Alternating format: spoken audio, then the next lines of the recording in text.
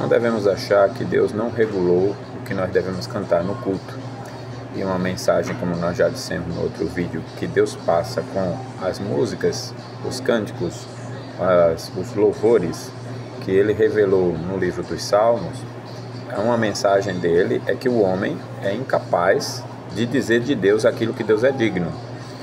Então olha a ousadia nossa, quando a gente coloca uma música nossa no lugar da música de Deus, né? A gente está dizendo que não, que a nossa música é melhor. Sob diversos argumentos sofisticados. Deus não proibiu, o princípio normativo. Porque o Salmo estava em uma revelação progressiva, então significa que a minha interpretação da Bíblia é melhor do que os Salmos. Você vê como que sofisticadamente o ser humano quer impor a sua vontade, aquela síndrome de Caim, né? O culto tem que ser do meu jeito, nas músicas, em tudo, o culto tem que ser do meu jeito. E aí a gente vai camuflando ali, tentando esconder, dizendo que não, que nós somos princípio regulador, mas na prática não é, porque não é em tudo o princípio regulador. Então tem um artigo com o título traduzido Razões Simples para a Salmodia Exclusiva, do reverendo Thomas Clark, de 1783, que ele argumenta fortemente pela utilização exclusiva de uma versão métrica do livro dos Salmos, nos louvores a Deus, em detrimento de hinos de composição humana e daí por diante. Então, ele coloca as principais razões apresentadas, que são falta de justificativa bíblica para hinos humanos. Não há mandamento divino para usar imitações ou composições humanas em vez dos salmos dados por Deus, aqui traduzindo, né? Os apóstolos não alteraram nem substituíram os salmos no culto. Usar hinos humanos seria presumir sabedoria superior à de Deus. Segundo, desnecessidade e potencial superstição dos hinos. O livro dos Salmos é suficiente para todos os propósitos de devoção e louvor. Substituí-lo por imitações é como oferecer fogo estranho no altar, podendo levar a um culto superficial e à divisão. Divisão no corpo de Cristo. O uso dos hinos humanos entristece e ofende aqueles que reconhecem que Deus só mandou os salmos, levando a conflitos e destruindo a paz da igreja. Então são os promotores da verdadeira desunião.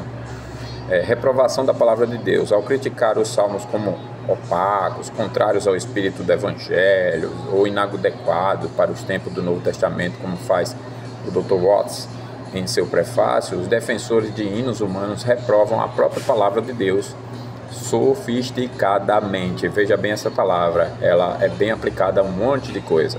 Inclusive, é quem diz que está refutando fielmente na hora de falar contra o uso exclusivo dos salmos. Diminuição da palavra de Deus. Substituir os salmos por imitações implica diminuir a importância e o uso do livro dos salmos no culto, expondo os fiéis às maldições bíblicas contra aqueles que alteram a palavra de Deus. Ordem expressa de Deus. Deus ordenou o louvor com as palavras de Davi e Asaf, conforme 2 Crônicas 29:30. 2 Crônicas. O próprio Deus escreveu os salmos para que as gerações futuras o louvassem com essas palavras. Veja lá o Salmo 78, por exemplo, né? Como é que a pessoa diz que salmo na Bíblia não significa salmo e que, por exemplo, a Assembleia de Westminster, quando falou que é só cantar os salmos com graça no coração, não seriam o livro dos salmos, sabendo que todo mundo, quando fala de salmos, em todo lugar do planeta, reconhece que é o livro dos salmos da Bíblia, o livro bíblico, não é outro. Não há nenhuma interpretação em lugar nenhum do mundo onde as pessoas achem que quando você diz, vamos ler aqui o livro dos Salmos, a pessoa entenda que é outro livro além do da Bíblia. Da mesma forma o cantar, né? Então, para dizer que o Westminster estava considerando outro livro fora dos Salmos, é uma forçação, é uma desonestidade grande, é uma impiedade muito grande, um desejo muito grande de impor a retórica acima da Bíblia, né?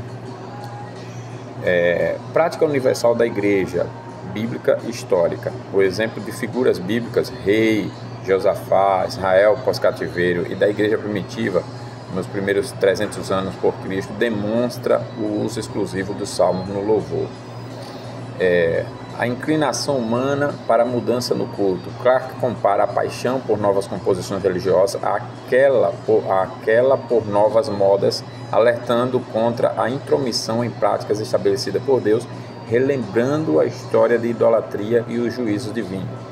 Exemplo da reforma escocesa, o autor destaca como a reforma na Escócia retornou ao uso de uma versão métrica dos Salmos defendida por figuras piedosas e mártires que perseveraram em seu uso apesar de perseguições.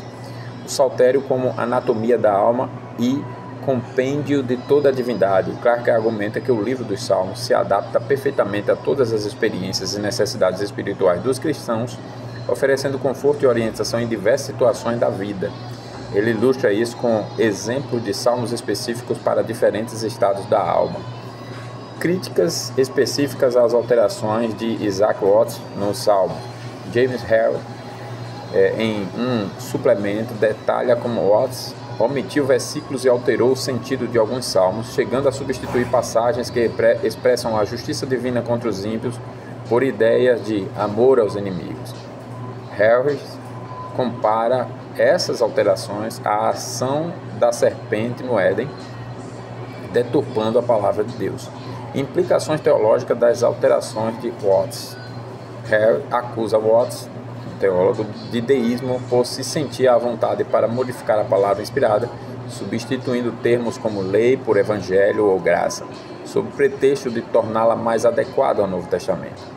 Ele argumenta que isso mina a autoridade e a integridade da Bíblia. Perigo de permitir a interpretação subjetiva na liturgia. Clarke critica a sugestão de Watts de que o líder do culto pode substituir palavras desagradáveis por melhores, argumentando que isso abre espaço para a influência de sentimentos e doutrinas errôneas no culto.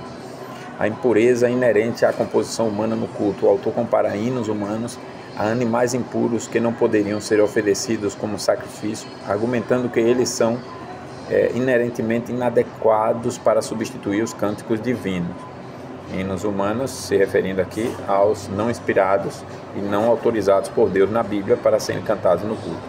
Questionamento da ortodoxia teológica de Watts. Clarke menciona as visões de Watts contra a doutrina da Trindade, sugerindo que sua liberdade com os salmos pode estar ligada às suas opiniões teológicas heterodoxas. A presunção de Watts em criar uma salmodia melhor que a de Deus. A conclusão do texto enfatiza a ousadia de Watts em se considerar capaz de produzir um livro de louvores superior ao livro dos salmos dado por Deus. Em suma, Clarke reforça sua argumentação contra o uso de hinos não inspirados e não autorizados por Deus para o culto, expandindo então sobre as consequências de desviar-se da salmodia exclusiva, que foi o que Deus deu para a igreja de todas as épocas, e criticando especificamente as alterações e opiniões teológicas de Isaac Watts, que foi um teólogo que falou contra os salmos e o uso exclusivo dos salmos e a favor de hinos não inspirados no culto. Então, são posições aqui inquestionáveis. Ele fundamenta na Bíblia, não daria tempo de eu fazer citar aqui um resumo, citar todo o artigo com toda a fundamentação bíblica, mas fica claro aqui, ou a gente tem apenas a ordem de Deus para cantar o que Deus manda no culto, ou a gente está impondo aquilo que Deus não mandou, e isso é pecado.